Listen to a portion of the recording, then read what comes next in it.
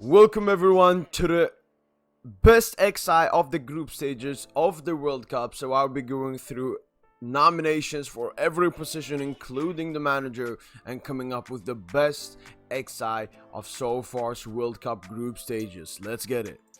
So managers, we have Cisse, the Senegalese manager who somehow took that place away from Ecuador. And Ecuador, I mean, they were my dark horses in this World Cup. I really thought they would go far in this World Cup, and Cisse took that place after, of course, winning the AFCON recently with Senegal.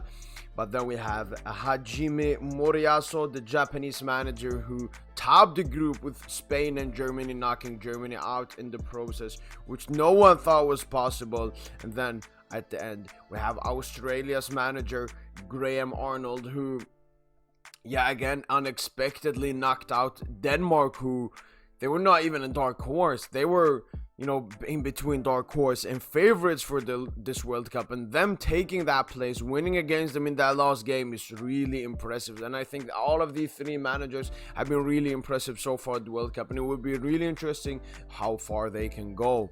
But I think this place goes to Hajime Moriyasu for topping the group with Spain and Germany and knocking Germany out, which was really unbelievable. Of course, they made it even harder for themselves when they lost to Costa Rica, but they got the job done against Spain in the last group stage game. Coming to goalkeeper position, we have Al Awas from Saudi Arabia. Even though Saudi Arabia did not make it through, even though they came, I believe, lost in the group, he was still really important for them to at least have hope to reach the knockout stages. Then we have Jan Sommer, who, as he always is, especially in these big tournaments for Switzerland, just save after save after save after save. But this has to go to Wojciech Szczesny. Had the most saves per game in this World Cup so far, 6 per game.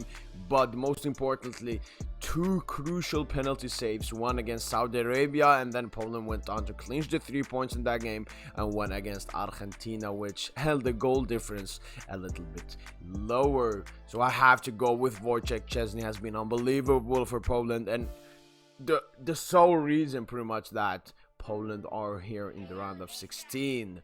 Next up, we have the right back position. We have Estepinian from Genk, the Ecuadorian. I really enjoyed his football, how energetic, how physical, how fearless he was as a right back. And we have Sergino Dest, who, even though he has not performed well for Barcelona and AC Milan, he really turns up for the United States when it does matter. And in this competition, he has been good so far. But the place has to go to Achraf Hakimi. Of course, Morocco topping that group with Belgium and Croatia, and Hakimi winning man of the match in the last game against Canada. But he has been good for Morocco, and will hopefully want to see this version of Achraf Hakimi at Paris Saint-Germain later on this season. Centre back, we will have 6 nominations. We have Marquinhos and Thiago Silva. The defense, the solid defense from Brazil. They have made Alisson's job the most chill job ever. He has not faced a single shot on target so far this tournament, and that can all be thanks to Marquinhos and Thiago Silva, who have also kept 2 clean sheets when they have played together. Maguire has, again, he performs on another level for the English national team, unlike the level he performs at Manchester United, and he deservedly has a nomination here for a centre-back. Then we have Castellato from Cameroon. Even though Cameroon did not make it through, he was really important for that defense. Konate for France and Gvardiol for Croatia, 2 young, both have played at Leipzig. Both one plays at Leipzig and one recently left Leipzig, but both of them very physical and very dominant with the ball. But it has to go to Marquinhos and Thiago Silva. That Brazil defensive line has been superb so far in this tournament, and mostly thanks to Marquinhos, Thiago Silva. And they recently broke a record. I think they took it from Germany or something, the only team that has not conceded a single shot on target in their first 2 games at the World Cup, deservedly so. Left back, we have Mazraoui, plays out of position because of Achraf Hakimi. We have Daley Blind and we have Theo Hernandez. I think all of these guys have been really good. The Netherlands as a team, of course, I expect more from them, but Daley Blind, I don't think he has made a single mistake on that left-hand side. We have Mazraoui, who has was injured in his first game, but whenever he plays, yeah, again, just fearlessness and hungerness. But it has to go to Theo Hernandez. We saw the switch in that first game when Lucas went off. Theo came in, and yeah, we said, yo, who is Luka? Who needs Luka? We have Theo. He has bagged in assists for France recently, and yeah, he's just a beast. He's just a beast, and deservedly takes the left back place.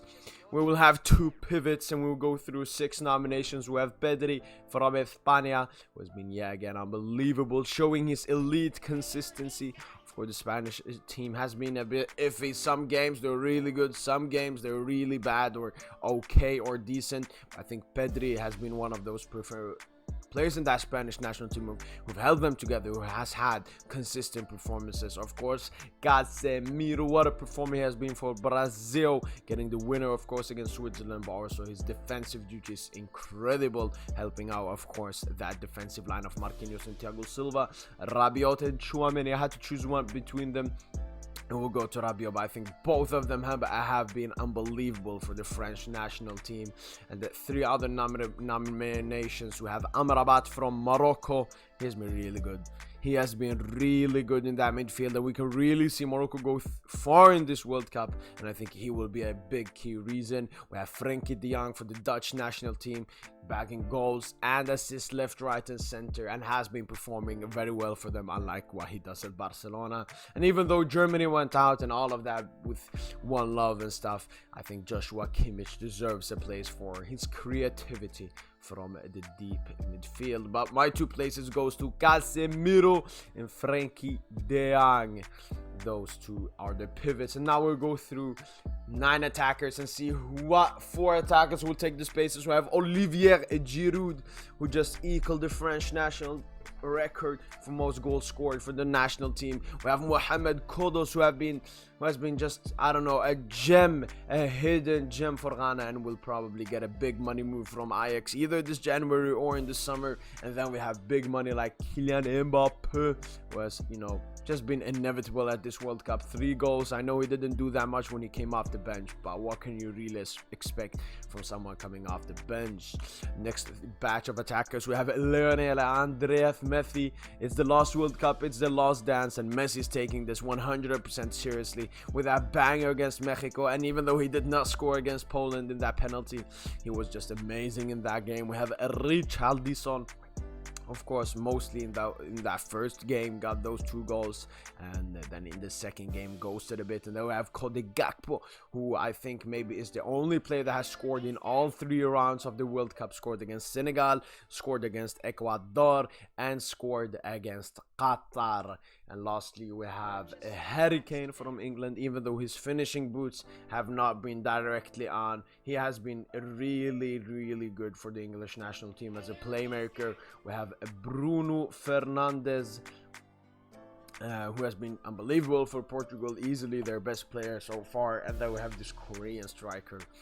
But my 4 attackers, I will take the place, are Bruno Fernandes, Kylian Mbappe, Lionel Messi, and Antoine Griezmann. I think all of these players deservedly take a place here. We can, of course, maybe switch out Griezmann for Cody Gakpo, but I think that these have been the best performers so far at the World Cup, and we'll see at the end of the World Cup when we yet again make this best 11 if they will keep their place or if someone will take their place. But that was it for the World Cup. Best XI for me so far. What do you guys think? Let me know in the comments down below while you were changing this lineup. And other than that, make sure to like this video, make sure to subscribe for more daily football PSG World Cup content, and as usual, allez World Cup.